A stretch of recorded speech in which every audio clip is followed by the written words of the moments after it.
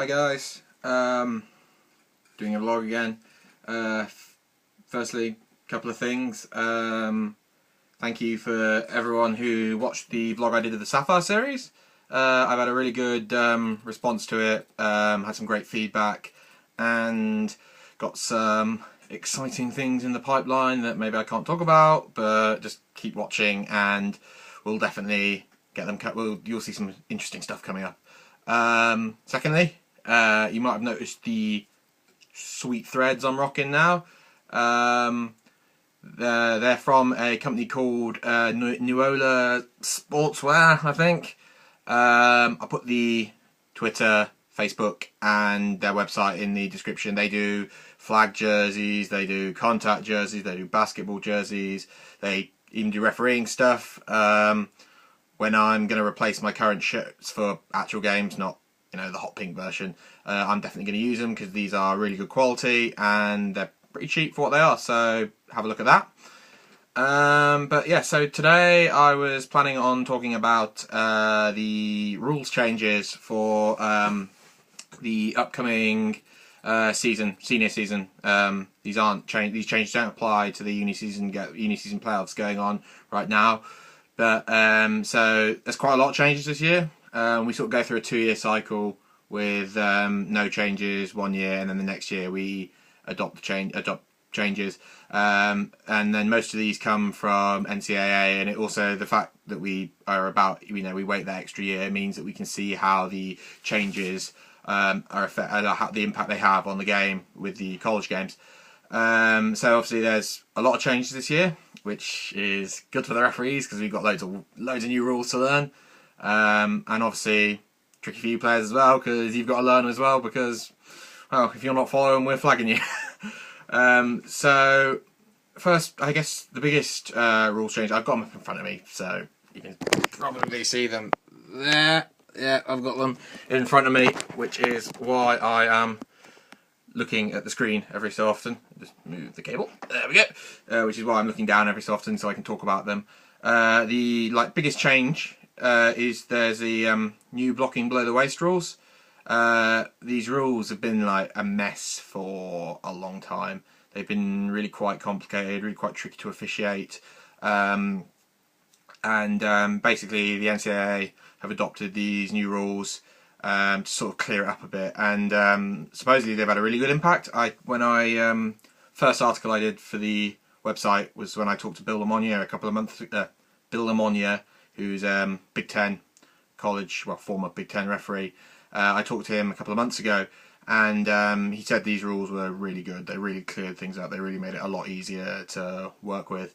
So these are basically what's changed is now the rules have established this thing called a low blocking zone, which is similar to the tackle box. It's 7 yards either side of the ball, but it also extends 5 yards downfield. And basically, anyone within that tackle box, anyone within the low blocking zone, who is completely within that zone, and stationary at the anyone who's completely within that. Sorry, I'm just getting this wrong. Anyone who's completely within that zone and can block below the waist in anywhere they see fit, as long as it's not clipping, which is from behind and below the waist. So they're fine. There's no restrictions placed on them. People who aren't still in the zone, who aren't in the zone, and those people who are inside the zone at the snap can only block in that way until the ball leaves the zone. People who are positioned outside the low blocking zone, and anyone once the ball has left the low blocking zone, they can only block below the waist if the contact is from the front. This is so obviously not from the side. And the way we sort of establish what the front means is between sort of 10 and 2 on a clock face. So if you look at me like that. So it's basically, the reason behind this rule is to stop the low blocks coming in from the side, which can sort of cause really big damage to ACLs, MCLs, all that sort of stuff. And so what it basically wants to establish is that if you're going to block someone low, they can see it coming and at least sort of prepare themselves for the impact. They're not getting blown out from the side, and it's sort of not they're not going to get seriously injured. I probably haven't explained that brilliantly, so if you've got any questions, then tweet me or just leave a comment and I'll try and get back to you. So I'll put my Twitter in the description as well. Obviously the rules with kicks and interceptions, blocking below the waist on them, haven't changed. You can't block below the waist on a kick or interception. It's just when you can legally block below the waist has changed a bit. The second the second biggest, I mean, they're listed in order of how important they are on this on the rule change sheet, and the one that lists second most influential is that targeting a defenseless player now also carries a automatic disqualification as well as a 15-yard penalty. And I can hear everyone screaming about how terrible this rule change is and how it's taking these hits out of the game and taking hitting out of the game and all that sort of stuff. But to be quite honest, you don't. I've officiated in this country for over 3 years, and I think I've seen targeting once or twice. We just don't see the hits in this country. No one's going quick enough. No one's big enough to really see those sort of hits you see over in America, where these targeting was maybe still is a little bit still prevalent. You don't really see it over here because no one's going quick enough to have those big impacts.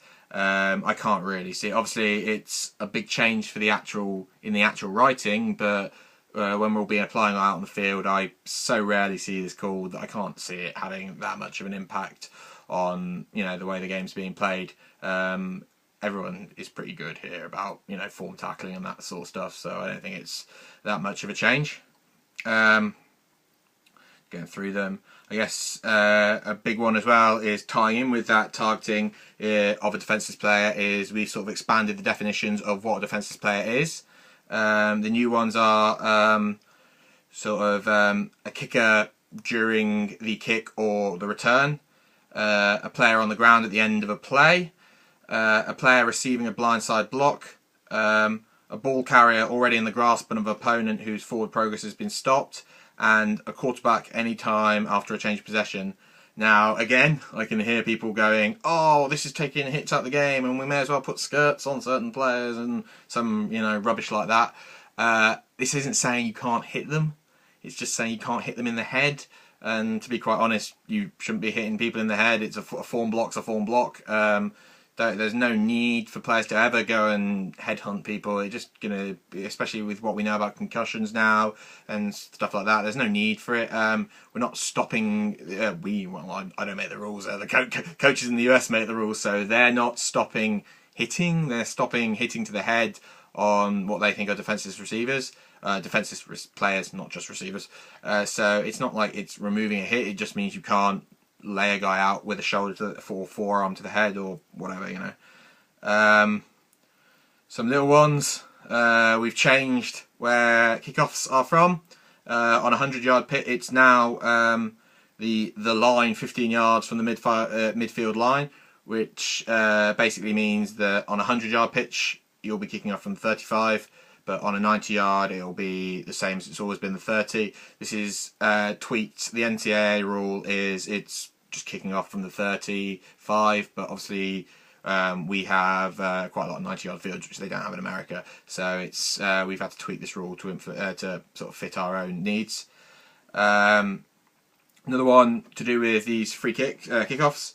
Once the ball's been made ready for play, so when the referee's blown his whistle, everyone apart from the kicker has to be within 5 yards of the line on which the ball's being kicked off from. Stop people getting a huge run up. Again, to be honest, most teams I see when I'm refereeing abide by this rule anyway, intentionally or otherwise. So again, I don't think it's that big a change. Another one which is concerning free kicks, kickoffs, what have you, is that if we now treat a ball that's kicked straight into the ground and bounces up the same as if the ball had just been kicked high up in the air. We were in a situation where if you kick the ball into the ground and then it bounced up high, basically that meant all bets were off with concerns to fair catches and kick catch interference and what have you. And obviously, there is the potential for there to be a receiver catching that ball, a kick receiver catching that ball like he'd be catching a normal kick, and would be in a very defensive position, and he could get absolutely lit up, and it would not be a penalty. It'd be really quite an unsafe situation. It also makes the rule easier to officiate for us, the referees, because when that ball it's really sometimes very hard to tell whether that ball's been kicked into the ground or if it's been just kicked up in the air. And obviously that would be quite different. Changed the rules about kick catch interference. There's now if someone enters an area that's defined by the width of the receiver's shoulders and extending 1 yard in front of him, if anyone enters that area, then it's pretty much automatically a foul for kick catch interference. To be honest, as we had the previous rule, this isn't that much different. It's just putting some actual definitions as opposed to leaving it a bit up to our judgment a bit more. Kick catch interference under the old rule would be kick catch interference under the new rules. Right, it's not too much of a change. A big one is we've changed unsportsmanlike conduct. The rules now, if there's something like a dead ball foul, such as pushing, shoving, etc., that occur clearly after the play's over, then this is now treated as unsportsmanlike conduct. Previously, this was just a personal foul, and by treating it as unsportsmanlike conduct, it means if you do it again during the game, then you're out of the game. So it's just something to make sure the players remain disciplined and don't do anything too stupid.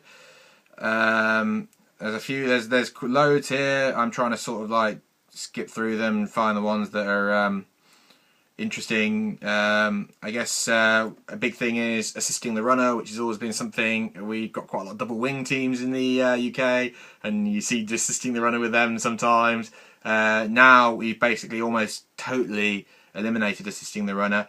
You can push on the back of a runner and drive him forwards, but the only thing you can't do now is grasp hold of him and almost pull him forwards. So it's now what used to be assisting the runner is now much less likely to be assisting the runner. Another really, I think, is quite an interesting one is the we've sort of changed the rules regarding inadvertent whistles. Previously, if there was a fumble and one of the officials accidentally blew his whistle before it was recovered, then basically the only options we had were giving the ball back to the team that fumbled it at the spot of the fumble or letting them repeat the down. Now, if there's an obvious recovery of the ball what's the rule? If there's an indisputable recovery in the immediate continuing action after the fumble, is the exact rule definition, then we can award the ball to the team who recovers it. So if it's the defence, they can get the ball. This basically brings it in line with the instant replay rules you see. It's just something that allows us to fix the mistakes a little bit better. There are loads of them, so obviously I'll put the link for all the rule changes in the description below again, so you can check those all out. Again, I'm getting through. There's lots of little ones that I'm going through at the moment. My favourite one that's quite a small change, but I actually just quite like, is that we've now changed that a yard doesn't have to be 36 inches, but a yard can be as short as 34.12 inches. That's a so-called IFAF yard. And basically, I love the fact that we can redefine what a yard is, but basically it means that you can get a 120-yard pitch, so 100-yard field with two 10-yard end zones, into an area that's about 6 and a bit yards shorter than you previously could. It means it's going to basically mean there's a bigger variance of facilities we can use. So that was some of the rule changes covered. Again, check out the whole list and keep watching.